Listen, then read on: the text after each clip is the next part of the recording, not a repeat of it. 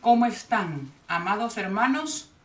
Nuevamente, gratitud infinita hacia Dios por tenernos en pie en medio de una situación tan terrible a nivel mundial, entre vacunas, entre pandemias. Bueno, solo Dios con nosotros. Alabado sea Dios porque Él nos permite estar juntos nuevamente con el fin de escudriñar su palabra bendita, especialmente para el tiempo en que estamos. Tema número 5, parte 5 del tema Siguiendo a Jesús en el santuario celestial. Se trata de seguirlo, de no perderlo de vista y llegar a estar con Él en el lugar donde está hoy, que es lo que vamos a estudiar.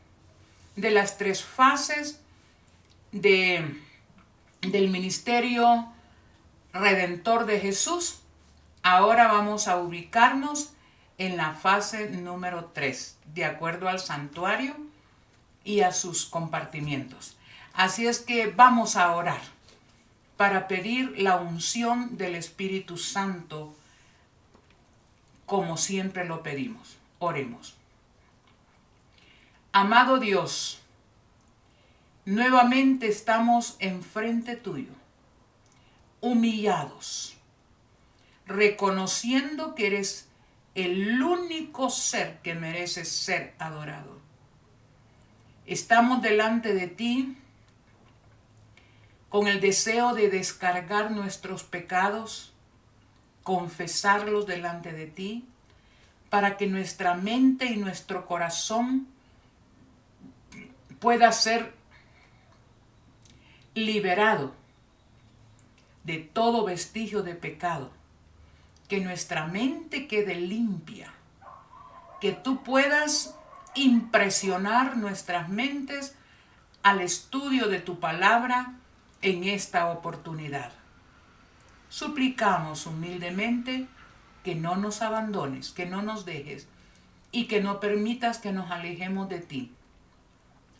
Danos la sabiduría que has prometido cuando suplicamos por ella. Así que en tus manos benditas nos entregamos, condúcenos, llévanos hasta donde tú estás. Ahí queremos seguirte, a donde tú estás en este momento. Condúcenos en el nombre de Jesús. Amén. Bueno, todo comienza con la situación. Todo comienza con la situación de que Jesús, a través del santuario, tiene su ministerio redentor, tiene 3 etapas, 3 fases. Y eso es lo que estamos viendo en este momento, la última. La primera en el atrio. Desde que entra el pecado, 31 años, que Jesús toma el lugar de los símbolos del atrio y se convierte en la víctima, en el sacrificio por nuestros pecados. Eso fue desde que entra el pecado en el año 4, después de 4,000 años, perdón. Vaya, cuando Jesús resucita, se va al cielo y estando en el cielo, Él entra a la parte del lugar santo. Allí su Padre lo entroniza y Él comienza su segunda fase de sacerdocio intercesor. A la vez que es el sacrificio, sigue siendo el sacrificio, es Él toma el lugar del sacerdote para interceder por nosotros. Desde el año 31, que Él sube, hasta el año 1844, cuando deja su fase de sacerdote, se inviste de sumo sacerdote y entra al lugar santísimo, así como en el ritual simbólico del santuario terrenal. Hemos visto que aquí lo que necesitamos es ubicar 1844 en la profecía bíblica. Eso es lo que necesitamos y es lo que nos proponemos con la ayuda de Dios hacer en este estudio. Ahora, recordemos que a Daniel se le presentó la escena del juicio. Después de que había actuado en su primera supremacía el poder papal, que en 1798 sufre una herida y Dios sabía que iba a estar solamente 1260 años, y en el año 1798 el general Berthier, por orden de Napoleón Bonaparte, lo apresa, lo mete a la cárcel y ahí muere. Después de eso, después de que Daniel ve que el cuerno estaba actuando y vimos todo lo que el cuerno pequeño hizo, tumbó el santuario, todo lo que era los ritos, los símbolos del santuario, se hace pasar por Dios, habla palabras arrogantes, quiere incluso llegar hasta el cielo mismo como Satanás, un poder terrible que al final echó por tierra la verdad. Lo interesante es que como Daniel era un hebreo, él sabía qué era el santuario, él sabía qué significaban los becerros muertos, las ovejas, los corderos muertos. Él sabía que era el que el sacerdote entrara al lugar santo. Él sabía lo que ocurría en el lugar santísimo una vez al año, la purificación del santuario. Entonces él había leído las profecías de Jeremías, que Dios había dicho que después de 70 años de cautiverio, ellos iban a regresar a reconstruir el templo, las murallas, la ciudad. Entonces él ya estaba eso por cumplirse y ahora tiene una visión que dice que hasta 2300 días, tardes y mañanas, y hasta entonces el santuario va a ser purificado. Entonces, Daniel se confunde, él no entiende, pero hemos visto que el ángel bajó, ahí nos quedamos, bajó inmediatamente cuando él comienza a preguntarse, ¿verdad? ¿Qué significado tenía la visión de los 2300 tardes y mañanas? Eran bastantes, porque si él era profeta sabía que eran años y él no entendía. Estaba al final de los 70 años para regresar y ahora recibe una visión de que hasta 2300 días y el santuario no entendía. De tal manera que Daniel comienza a orar, hace una de las oraciones más hermosas y apela a la misericordia de Dios. Tú, oh Dios, por favor, acuérdate, perdona nuestro pecado, pero acuérdate de lo que nos has prometido, de lo que nos has dicho. Entonces, vamos a ir a la Biblia, al libro de Daniel capítulo 9. Daniel capítulo 9.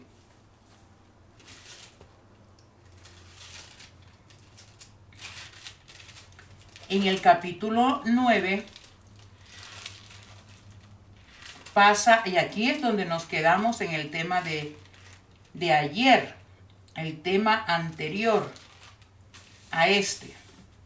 Este es el número 5, ¿verdad? Entonces, Daniel preocupado ora. Vamos a retomarlo. En el 9:20, Daniel 9:20, dice: aún estaba yo hablando, orando, confesando mi pecado y el pecado de mi pueblo Israel, y presentando mi ruego ante el Señor mi Dios por su santo monte. Aún estaba hablando en oración cuando aquel varón Gabriel, a quien yo había visto en la visión al principio, vino volando con presteza y me tocó como a la hora del sacrificio de la tarde. Me instruyó y me dijo: Daniel, ahora he venido para darte sabiduría y entendimiento. Tan pronto como empezaste a orar, fue dada la respuesta. Qué hermoso, hermanos. Pero ¿saben qué hizo Daniel antes? Confesó su pecado y el pecado de su pueblo. A veces nosotros queremos que Dios nos conteste y con urgencia y como nosotros decimos, pero no confesamos nuestros pecados. Por eso las respuestas se detienen muchas veces. Sigamos leyendo. Entonces dice, he venido, el 22, me instruyó y me dijo: Daniel, ahora he venido para darte sabiduría y entendimiento. Tan pronto como empezaste a orar, fue dada la respuesta, y yo he venido a enseñártela porque tú eres muy amado. Entiende. Cuando dice entiende, es que hay que hacer un esfuerzo. No voy a estar entendiendo las profecías y viendo las novelas, o viendo a Rambo, o yo no sé qué más cosas. El fútbol, a veces pasamos, yo veo los señores por lo menos pasan, no sé, como 2 horas viendo los partidos. Hermanos, ¿cómo vamos a entender lo que está pasando si no tenemos tiempo para Dios? Hay que hacer un esfuerzo. Dice, entiende, he venido a darte sabiduría y entendimiento. Y yo he venido, tan pronto como empezaste a orar, fue dada la respuesta. Y yo he venido a enseñártela porque tú eres muy amado. Entiende, pues, la palabra y entiende la visión. Como quien dice, yo te lo voy a explicar todo, pero haz un esfuerzo. Y hermanos, yo igual, yo tengo que depender mucho de Dios para entender, pero sí, para honra y gloria de Dios gasto varias horas porque quiero entenderlo, quiero que Dios me lo explique, pero yo tengo que hacer mi parte. Y ahorita mi recomendación, haga usted lo mismo. Entienda lo que Dios nos va a explicar en este momento. Tenga ahí un lápiz, tenga una hoja, vaya haciendo sus esquemas. Cuando usted entienda esto, hermanos, saldrá bendecido. Y ahorita es el momento en que comencemos para ver dónde está Jesús y seguirlo ahí donde está Él, en el santuario celestial. Ahora viene 24. De esas tardes y mañanas, ¿cuántas eran? Acuérdenme. Ay, ojalá los pudiera escuchar. Hasta 2300 tardes y mañanas el santuario será purificado. Y fíjense que cuando vamos a esa parte, purificación del santuario, acordémonos qué es lo que se hacía, en el lugar santísimo del santuario terrenal, del santuario del desierto, en el templo. Si ustedes van, antes de comenzar la explicación, quiero que tengan muy en claro qué se hacía en el lugar santísimo una vez al año, que se llamaba Yom Kippur, y que solo podía entrar el sumo sacerdote. Aquí no oficiaban los sacerdotes, sino el sumo sacerdote. Recordemos un versículo para que se nos enlace el pensamiento. Levítico 16:16.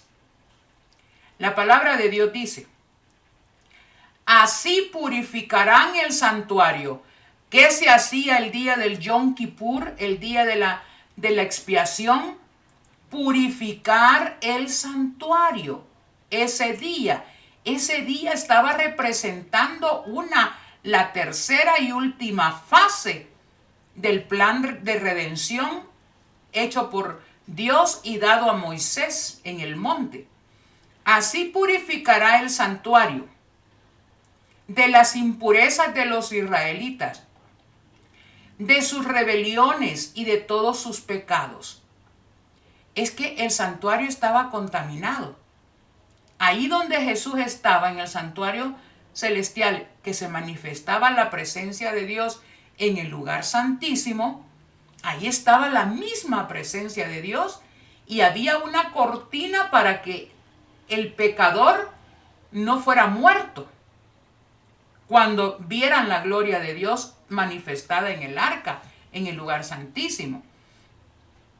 El sumo sacerdote, imagínense todas las impurezas que habían de más de 1 millón de personas que iban diariamente a pedir perdón por sus pecados con su corderito. Esa sangre se entraba al lugar santo y era esparcida con los dedos en las cortinas que dividía el lugar santo. O sea, eso estaba sucio por 1 año con miles de sacrificios ahí. De igual manera, hermanos,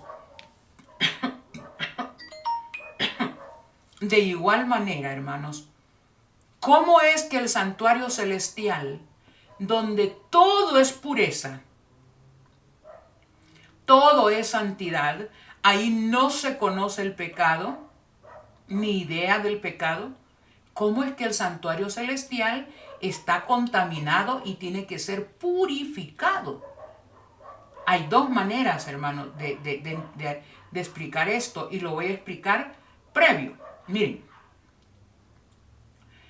así como en el santuario, el pecador cuando ponía las manos sobre el corderito se iba y era perdonado. Pero ahí apenas comenzaba el proceso de purificación. Alguien tenía que pagar la culpa al final de los pecados confesados y del arrepentido. Ahora, en el cielo, cada acto pecaminoso que yo cometo es apuntado en los libros del cielo. Triste. Lo más sucio que yo hago en secreto, creyendo que nadie lo ve, allá en el cielo, en los registros, ¿se acuerdan cuando Daniel ve la escena del juicio? El juez se sentó y los libros fueron abiertos. Ahí está la hora, el día, el año en que yo cometí semejante pecado. Esa palabra obscena que yo dije, ese chiste de doble sentido que yo hice reír a todos y contagié a todos, ¿verdad? Todo está registrado. Así es que aunque es un lugar santo allá arriba, pero están esas palabras horribles. Están escritos esos actos bochornosos, esos pecados terribles. El santuario se ha contaminado. Ahora el trabajo de Jesús, que nosotros confesemos esos pecados para que con su sangre Él pueda borrarlos. Definitivamente, porque ya somos la última generación. Entonces deben acabarse esos registros. Así que el santuario en el cielo está contaminado por mis pecados cometidos aquí en la tierra, pero registrados en los libros del cielo. Así es que la orden era: así purificará el santuario de las impurezas de los israelitas, de sus rebeliones y de todos sus pecados. De la misma manera hará también con la tienda de la reunión, el santuario, que reside entre ellos en medio de sus impurezas. O sea que era un día de purificación, la última fase para ser declarados justos a los que se aferraban a los méritos de Jesús. Ahora, Daniel 8:14. Satanás, obrando a través del cuerno pequeño, quiso echar por tierra toda la verdad del santuario. Echó por tierra la verdad, echó por tierra el ministerio de Jesús. Pero Jesús había hecho provisión, porque a él nadie lo puede detener en su afán de redimir. Entonces, cuando Daniel dijo, ay, ¿hasta cuándo va a durar? Leámoslo. En Daniel capítulo 8. Daniel capítulo 8, versículo 13. Entonces oí a un santo que hablaba y otro santo le preguntó, ¿hasta cuándo durará la visión del continuo, de la prevaricación asoladora, del pisoteo del santuario y del ejército que el cuerno pequeño había logrado? Y él respondió, el otro santo, hasta 2300 días de tardes y mañanas, entonces el santuario será purificado. Aquí estaba. Entonces, esta es la parte que Danielito no pudo entender. Bueno, ahora sí, con la ayuda de Dios, ¿cómo se cumplió esta profecía? ¿Cómo se cumplió? Vaya. Para introducirme ya propiamente a la explicación y llegar a saber por qué digo que en 1844 Jesús pasó del lugar santo al lugar santísimo. Vaya. Fíjense ustedes. Más o menos en el año 31, Jesús hizo su promesa que iba a volver. Acuérdense Juan 14 del 1 al 3. No se turbe vuestro corazón. Creéis en Dios, creed también en mí. En la casa de mi Padre muchas moradas hay. Si no fuera así, no os lo hubiera dicho. Voy pues a preparar lugar para vosotros. Y si me fuere y os prepararé lugar, vendré otra vez y os tomaré a mí mismo, para que donde yo estoy, vosotros también estéis. Esta es la esperanza adventista realmente. Ahora, en Hechos 1, 10 y 11, también dice que cuando Jesús fue llevado al cielo, fue arrebatado de los discípulos. Dice Hechos 1, 10 y 11. Mientras miraban fijamente cómo se iba al cielo, se pusieron junto a ellos dos varones vestidos de blanco y les dijeron, ¿por qué quedáis mirando al cielo? Este mismo Jesús que ha sido llevado de vosotros al cielo, volverá del mismo modo que lo habéis visto ir al cielo. Por supuesto que esta es la esperanza. Pero desde que Jesús se fue al cielo, se predicó muchas cosas, pero no se predicaba que ya era el tiempo del fin en que Jesús tenía que venir.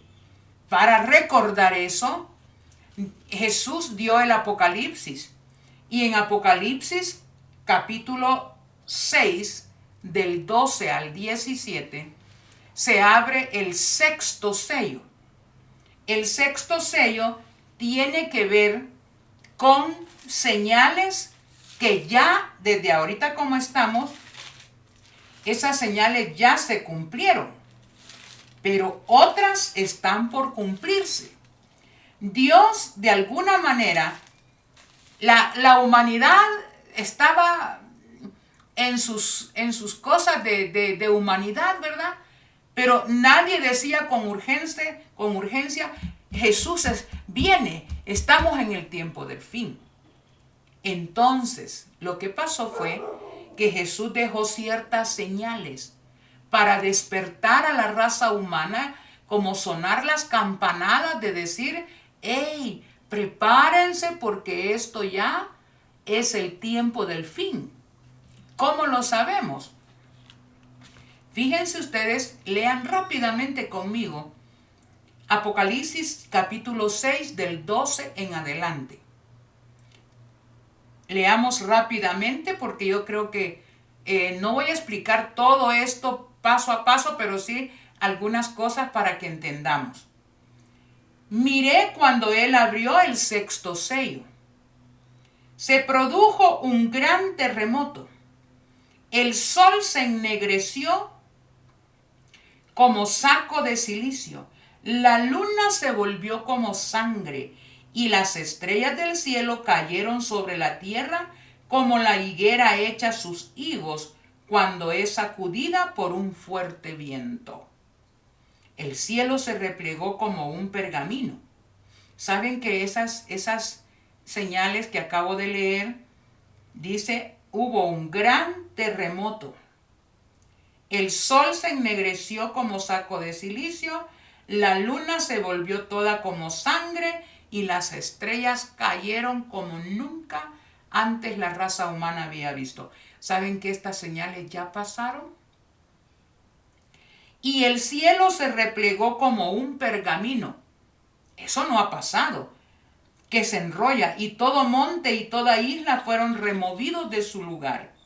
Entonces los reyes de la tierra, los grandes, los ricos, los capitanes, los poderosos, todo siervo y todo libre se escondieron en las cuevas y entre las peñas y en los montes, y decían a los montes y a las peñas, caer sobre nosotros y escondernos de la vista de aquel que está sentado en el trono y de la ira del Cordero, porque ha llegado el gran día de su ira, y ¿quién podrá estar en pie? Realmente estas señales despertaron a mucha gente. Despertaron a mucha gente. La gente, cuando esto ocurrió, miren, les voy a dar las fechas nada más. Fíjense estas señales, ¿dónde estaban en relación a 1844? Miren, el terremoto más grande que ha habido desde entonces se produjo en Lisboa en 1755. Devastador. Ahí comenzó a abrirse el sexto sello. En 1780, el 19 de mayo, el sol se oscureció en todo Nueva Inglaterra. Y en la noche la luna se puso roja como si era sangre. Eso fue en 1798, en 1780. En 1833, 11 años antes de 1844, hubo una caída de estrellas que toda la gente se quedó, que decían que el cielo como si se estaba cayendo. Y esto despertó. Antes en Estados Unidos, en esa época, habían metodistas, habían bautistas, habían muchas congregaciones protestantes. Y cuando estas señales aparecieron, abarrotaban las iglesias. El juicio llegó. El juicio de Dios ha llegado. Nos vamos a morir. Y empezó un despertar por escudriñar las profecías. Entre esas profecías, entre esas gentes, había un hombre llamado Guillermo Miller. Guillermo Miller era un veterano de la Guerra Civil de Estados Unidos. Él era casi ateo, por decir algo. No, pero cuando fue a la guerra, hubo una bomba que hizo que todos sus compañeros en su pelotón murieran. Y milagrosamente, que él nunca pudo explicar por qué solo él había sobrevivido. Y eso quedó impregnado en la mente. Un día, impresionado por el Espíritu Santo, por supuesto, agarró su Biblia y comenzó a leerla. comenzó a leerla, comenzó a leerla. Cuando llegó al libro de Daniel, leyó todo y con lo que él contaba en aquella época no era multimedia, que Google y todo eso, nada de eso. Lo que tenía era su Biblia, una concordancia bíblica y libros de historia. Y eso fueron sus herramientas y el Espíritu Santo iba conduciendo la mente de este hombre.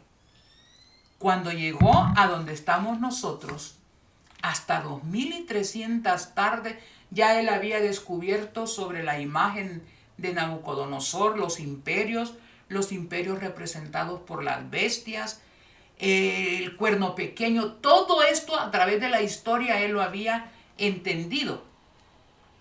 Cuando llegó hasta 2300 tardes y mañanas y el santuario será purificado, es ahí donde él dice, ¿qué es esto? Empezó a estudiar esta profecía y es lo que vamos a estudiar ahora. Hasta 2300 tardes y mañanas y el santuario será purificado. Confieso que va a ser un poquito difícil. Por gracia de Dios, soy maestra y sé que este tipo de material se explica mejor con un esquema. Yo he hecho unos a mano, pero no sé si se logran entender, ¿verdad? Entonces, pero vamos a ir luchando para ver. De paso no tengo suficiente luz, pero bueno, vamos a ir poco a poquito, ¿verdad? Poco a poquito. Bueno, es importante entonces saber cómo el ángel fue explicando. Vamos a ver lo que Guillermo Miller entendió en aquel momento. Es lo que vamos a entender nosotros. Biblia en mano, hermanos, por favor, un esquema. Vamos a ir haciendo esquemitas para ir explicando Daniel capítulo 9 de los versículos del 15 ahorita les digo. Estábamos en Daniel 9. Daniel capítulo 9 de los versículos 10 en adelante. No. De los versículos, tengo poca luz, 24 en adelante. Aquí está la verdadera explicación de todo esto. Es lo que vamos a ir viendo en este momento. Vaya. Otra cosa que quiero recordar es que dijimos que es una profecía bíblica, es día por año. Lo leímos en Números y lo leímos también en Deuteronomio, ¿verdad? En Ezequiel, día por año. Si ustedes se recuerdan, entendimos que es día por año. Esa es la forma de estudiar y analizar las profecías bíblicas. Vale, comenzamos. ¿Cómo se empieza el ángel a explicarle la visión de las 2300 años? Porque vamos a hablar de años. ¿Cómo empieza el ángel a explicarle? Dice, entiende la visión. Dice, de esas 2300 tardes, dice, 70 semanas están cortadas para tu pueblo y tu santa ciudad. ¿Cuántas semanas? 70 semanas.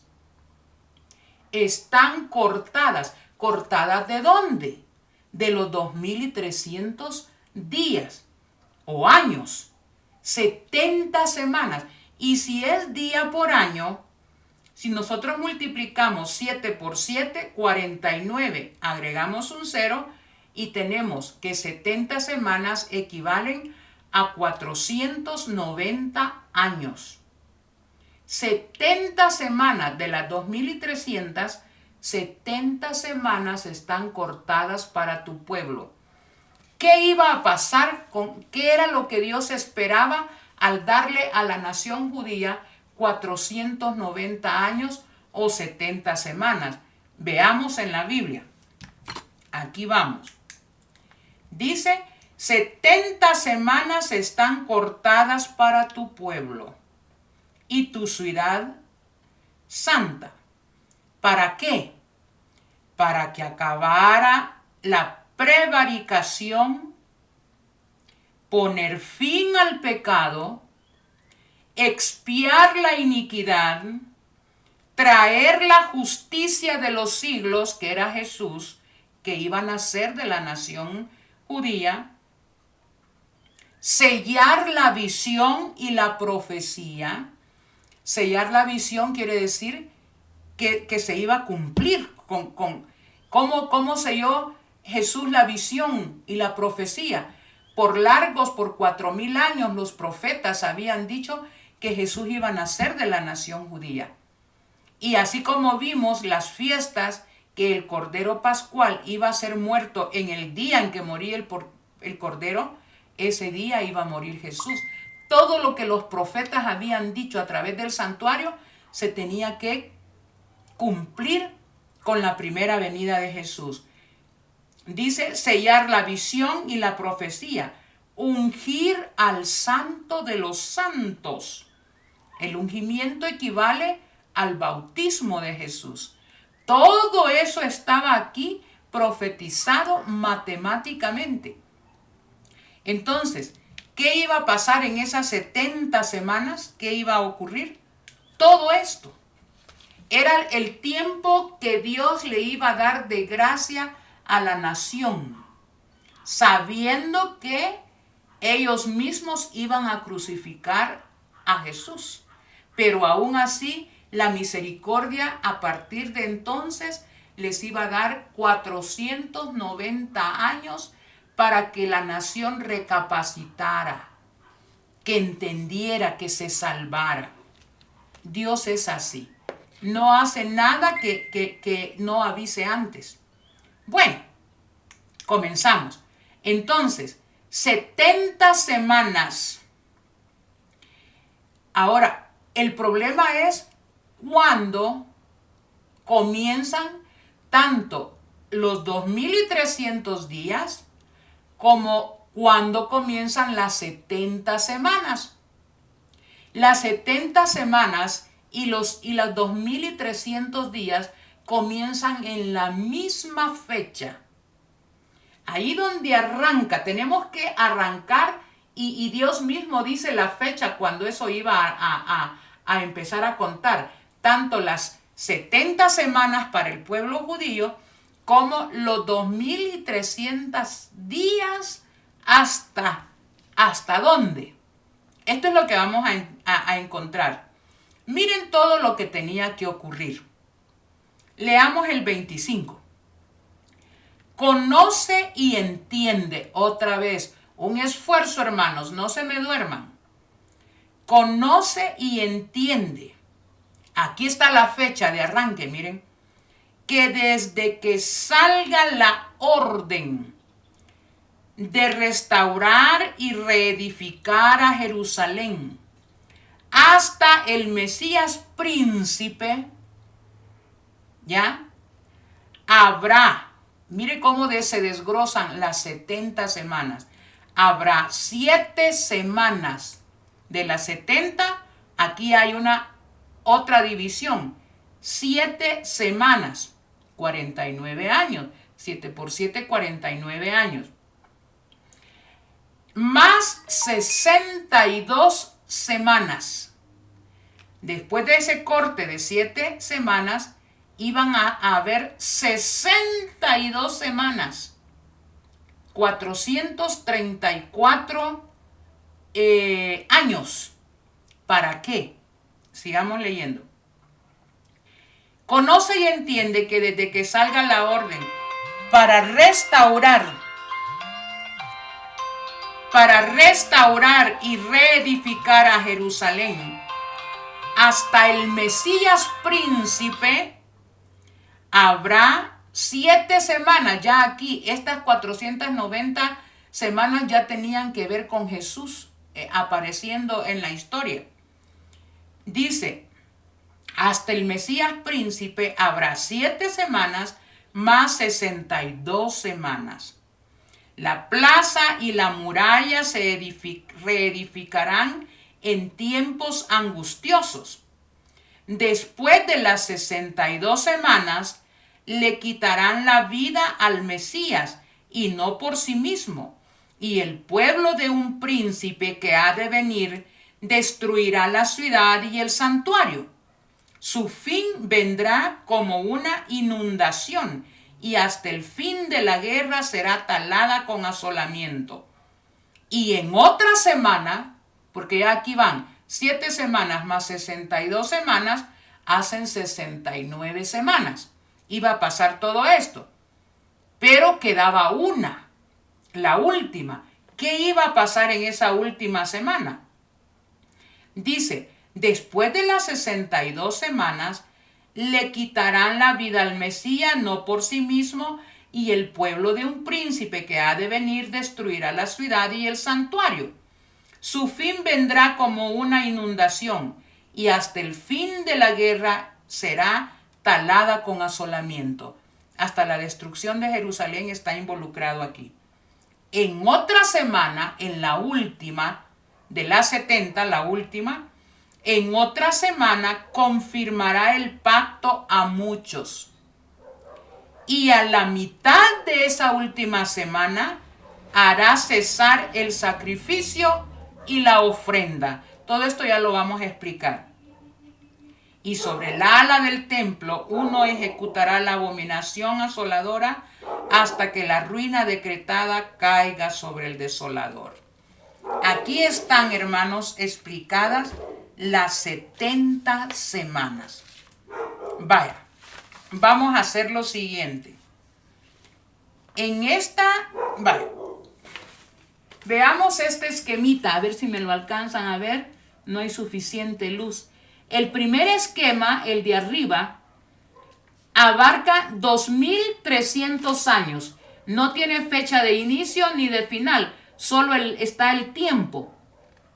Ese es el tiempo de las 2300 días. Pero abajo está el mismo esquema, pero con un corte. Miren, ahí hay un corte. Este corte son 70 semanas. Estas son las 70 semanas cortadas de los 2300 días. Aquí hay 490 años que Dios le dio de gracia al pueblo de Israel para que se compungieran, que se arrepintieran, pero eso no ocurrió. Así que Dios tuvo que hacer algo. Ahora, quiero que tomen en cuenta, este pedacito de las 70 semanas, en el próximo esquema yo lo voy a poner grande, en grande, ¿verdad? Este pedacito nada más, este pedacito, lo voy a hacer grande para poder explicar lo que iba a pasar durante esas 70 semanas. Este es el esquema. Miren, este es el esquema. Ahora, ¿qué iba a pasar? Este esquema de las 70 semanas que arranqué de los 2300 días tiene una primera división. Esta. Dice 7 semanas. ¿Qué iba a pasar en estas 7 semanas? Luego iban a estar 62 semanas. Eran 69 con estas 7. 7 más 62, 69. Quedaba una semanita aquí. ¿Qué iba a pasar en esa última semana? Pueden ver ahí una cruz. Ahí se le iba a quitar la vida a Jesús. Ahora, poco a poco, ahora que ya tienen la idea, por lo menos los que me están viendo, los demás, el Señor que les tenga que traducir, ¿verdad? Porque en solo a voz es muy difícil. Pero yo sé que Dios va a hacer su trabajo. Ahora, Vamos a ir viendo paso a paso esta situación, donde comienza tanto las 70 semanas como los 2300 días o años. Conoce y entiende que desde que salga la orden de restaurar y reedificar a Jerusalén, habrán 7 semanas. Ok, ¿dónde comienza esta orden? Saben que nos ayuda el libro de Esdras. Esdras contiene 3 edictos. Resulta que los israelitas habían sido llevados cautivos a Babilonia. Entre ellos iba Daniel y sus compañeros. Pero, estando allá, Dios le inspiró a Jeremías a que dijera que iban a estar cautivos 70 años. Y ya en los tiempos del viejecito Daniel, ya se estaban cumpliendo esos 70 años. Y Dios iba a permitir que esos cautivos por más de 70 años regresaran a Jerusalén para construir los muros, el templo y la ciudad de Jerusalén, que había quedado devastada por los babilonios. Pero ya en los tiempos finales de Daniel, ya no eran los babilonios que reinaban, sino que eran los medos persas. Entonces, cumpliendo los 70 años, hubieron 3 edictos de los reyes que estaban gobernando en aquella ocasión. Y esos edictos, el primero fue dado por Ciro en el año 537 antes de Cristo. Esto lo encontramos en el libro de Esdras 1, del 1 al 4. Se dio el edicto, pero Ciro no mandó ningún tipo de ayuda. Nadie puso mayor atención a este edicto. Hubo un segundo edicto por Darío I en el año 520 antes de Cristo. Jesús no había nacido. Y esto se encuentra en el libro de Esdras 6 del 1 al 12. Ajá. Este edicto igual pasó de largo, no se hizo mayor provisión, pero vino un tercer edicto por Artajerjes. Y este edicto fue en el año 457 antes de Cristo. Esdras, capítulo 7, del 1 al 26. Los historiadores bíblicos toman este edicto como el que el ángel dijo por varias razones. Una, porque él dijo, regresen, yo les voy a dar madera, les voy a dar material para que lleven y reconstruyan. Les voy a dar cartas para que donde quiera necesiten, ustedes puedan llevar material para la reconstrucción. Y van a recobrar el servicio del santuario y van a recobrar su independencia como nación. Así es que por eso el año 457 es tomado como el año donde inician. Dijo el ángel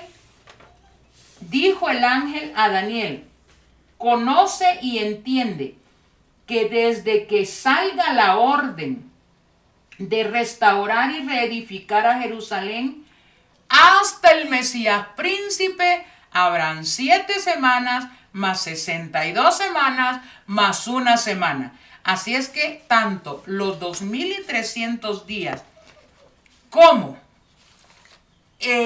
las 70 semanas, que son parte de los 2300 días, comienzan en el año 457.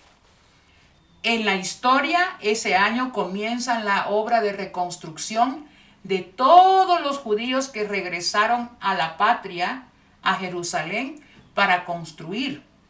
En tiempos angustiosos, esta reconstrucción llevó 49 años y los israelitas trabajaban con la mezcla y con una espada porque los enemigos los atacaban. Mire, la profecía es exacta. Esta reconstrucción terminó en el año 408. De ahí siguieron 434 años. ¿Saben dónde terminan esas 62 semanas después del año 408? En el año 27 después de Cristo. ¿Qué pasa en el año 27? Se unge al Mesías a través del bautismo.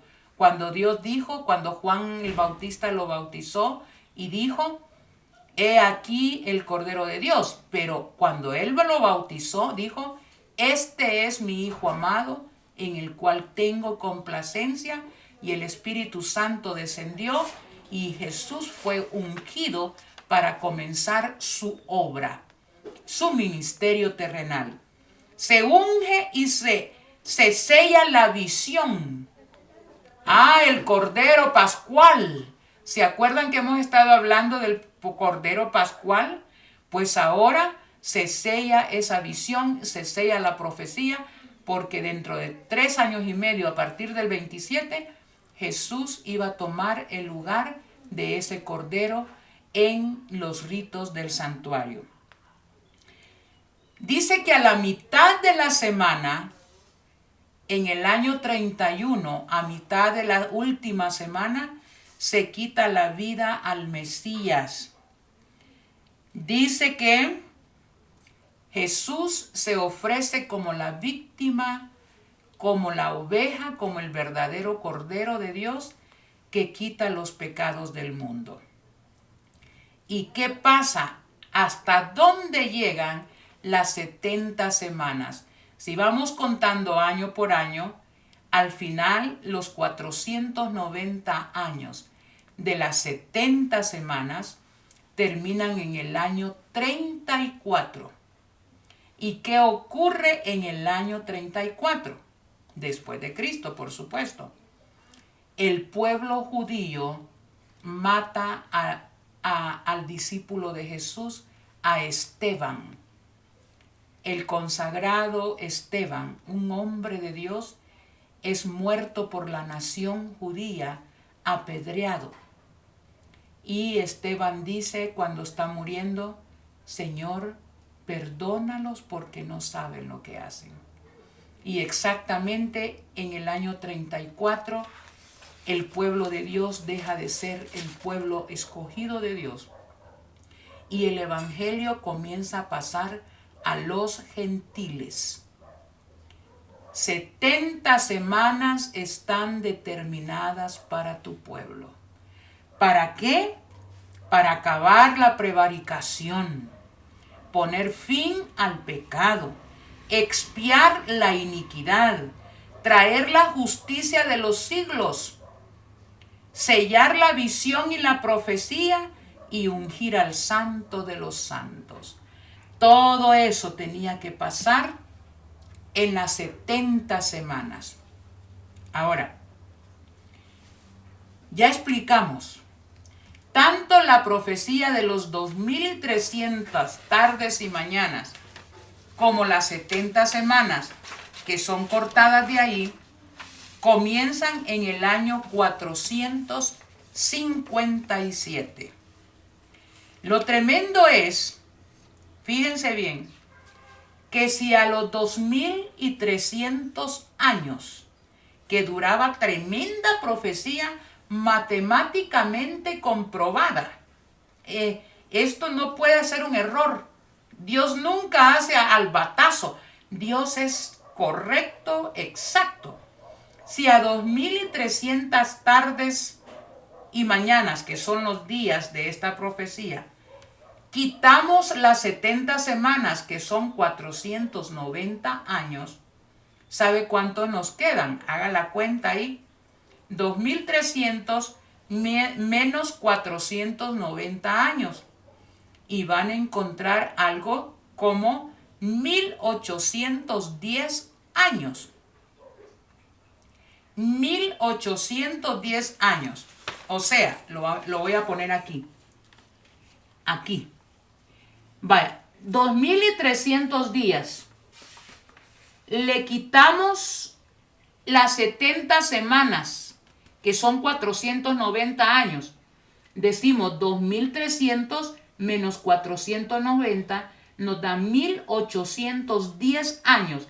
Quiere decir que si en el año 34 sumamos lo que falta de la profecía, que son 1810 años, ustedes pueden hacer la cuenta, voy a dar tiempo.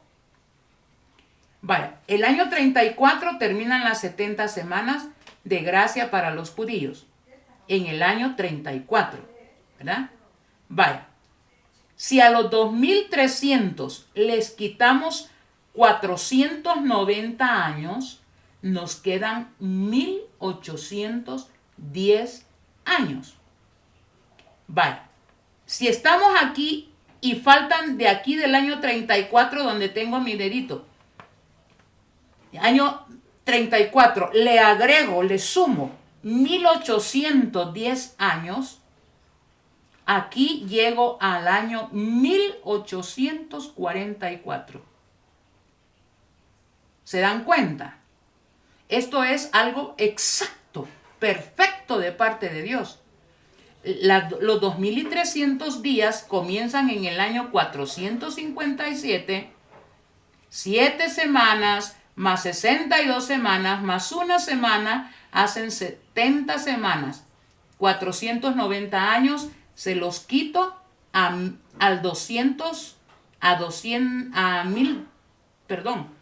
2300 días, les quito 490, me quedan 1800.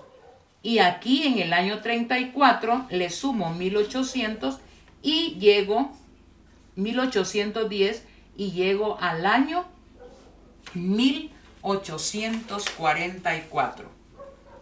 Hasta 2300 tardes y mañanas, y el santuario, ¿cuál santuario?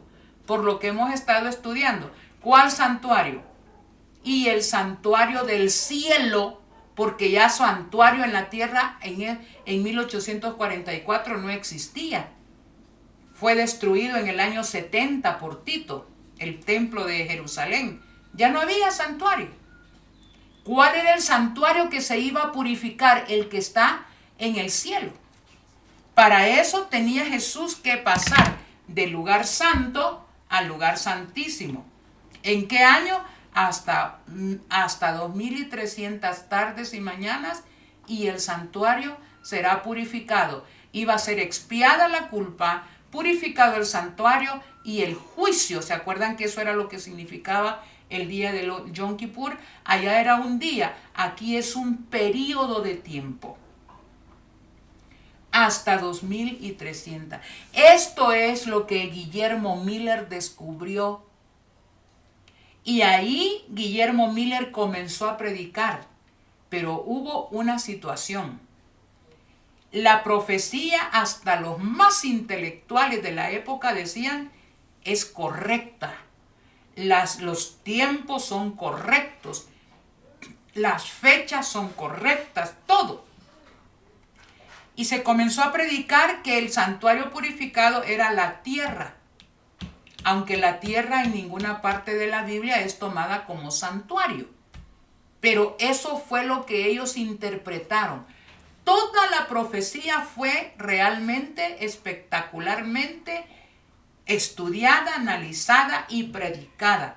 Y en todo Estados Unidos y en muchas partes del mundo hubo un fervor por la segunda venida de Jesús, a tal punto que llegaron a concluir que el 22 de octubre de 1844 Jesús venía, y gente vendían sus terrenos porque en 1844, 22 de octubre, iban a estar recibiendo a Jesús en las nubes de los cielos.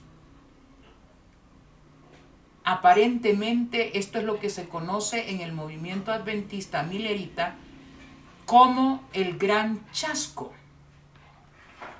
Pasó todo el día, Jesús no vino, hubo llanto y hubo dolor, tristeza, angustia, burlas de parte de las gentes.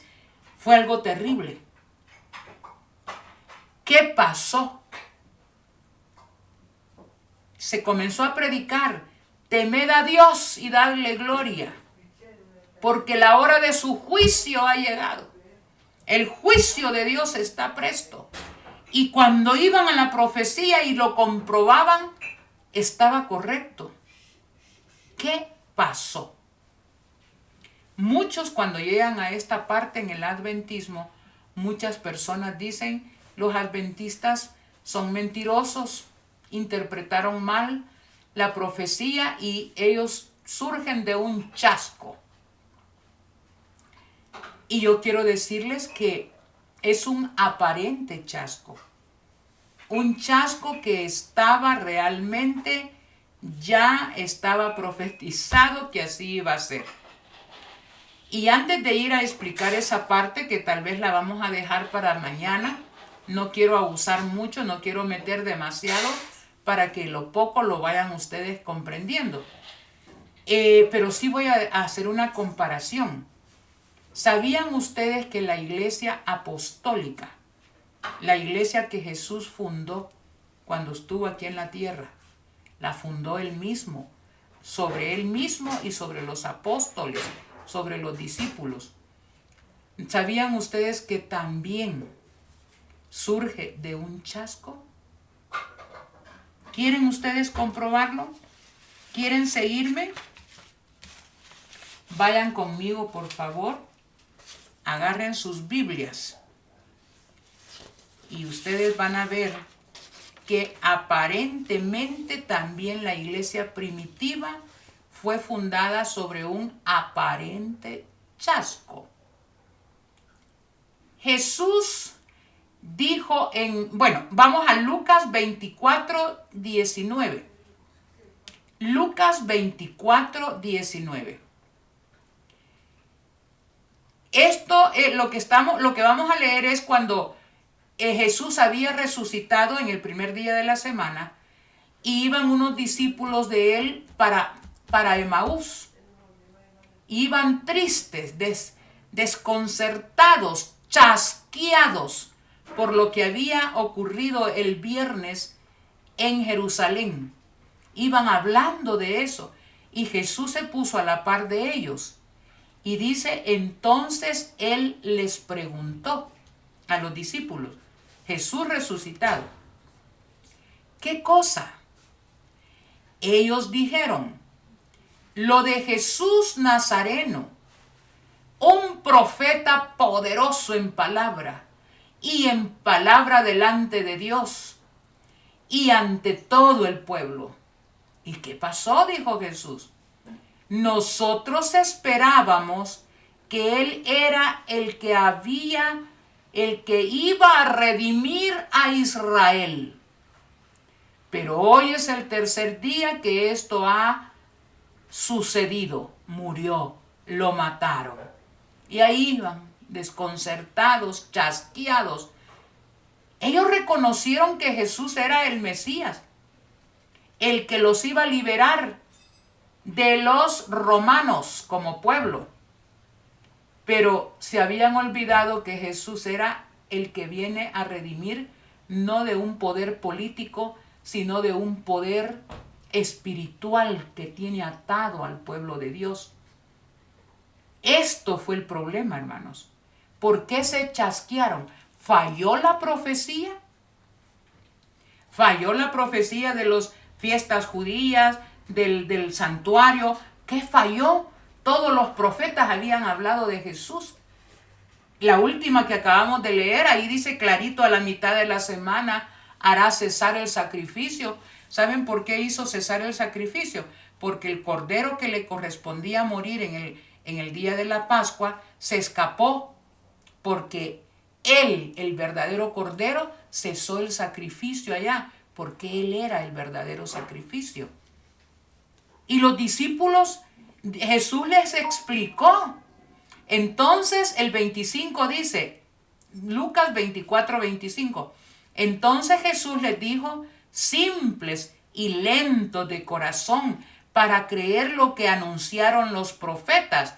No era necesario que el Cristo padeciera y que iba a morir y que iba a resucitar al tercer día. ¿Qué falló aquí? ¿Falló la palabra de Dios, la profecía bíblica, o falló la interpretación que tenían los discípulos que anduvieron con el mismo profeta mayor que era Jesús? Fue un chasco para ellos, porque ellos interpretaron a Jesús como un Mesías político. Hermanos, pero al final ellos lo entendieron. Y Jesús fundó sobre él mismo, sobre Jesús y los apóstoles, su iglesia. Al final ellos lo entendieron. Los equivocados eran ellos en la interpretación. Igual pasó en 1844. La profecía no falló.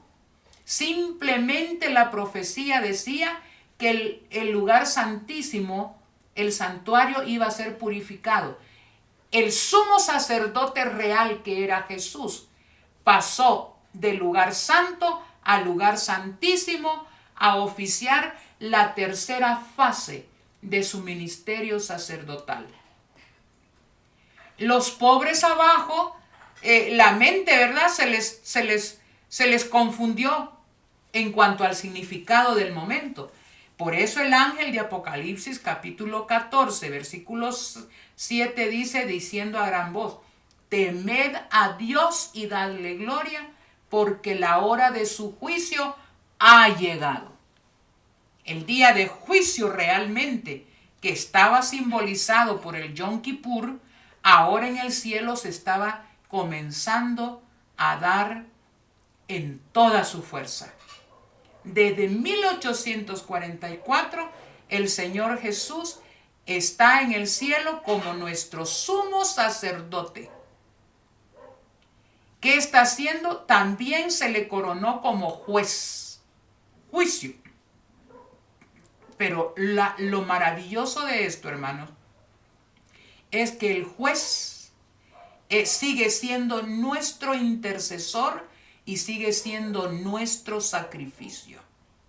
Allí está la ventaja nuestra.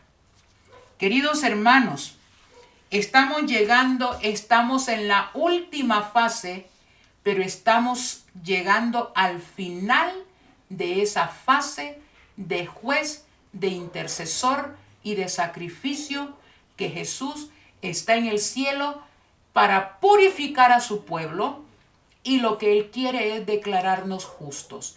En este momento estamos siendo llamados a estar y a seguir a Jesús en los últimos minutos, que va a estar en el lugar santísimo, porque como vamos a ver más adelante en otros temas, el tiempo está casi agotado. Entonces el llamado es a seguir a Jesús ahí donde está, ya casi quitándose sus vestiduras sumos sacerdotales y poniéndose las vestiduras de Rey de Reyes y Señor de Señores, para venir a buscar a los suyos. ¿Cuántos de nosotros queremos hacer de Jesús nuestro abogado intercesor? Fíjense que yo tengo aquí un himno que tal vez por algunos es conocido. Como no tengo como quien me acompañe a editar, estoy improvisando lo que puedo con el mayor gozo, con el mayor gusto, dejando que Jesús nuestro Señor ¿qué puedo decir? Nos impresione más que la tecnología. Y yo quiero que en estos minutos que nos quedan un poquitito, 3 minutitos, escuchen este himno, esta alabanza. Cuando yo oigo esta alabanza, hermanos, es realmente, esta alabanza dice lo que Jesús está haciendo hoy, ahorita mismo, en el santuario celestial, en el lugar santísimo. Escuchen y quiera Dios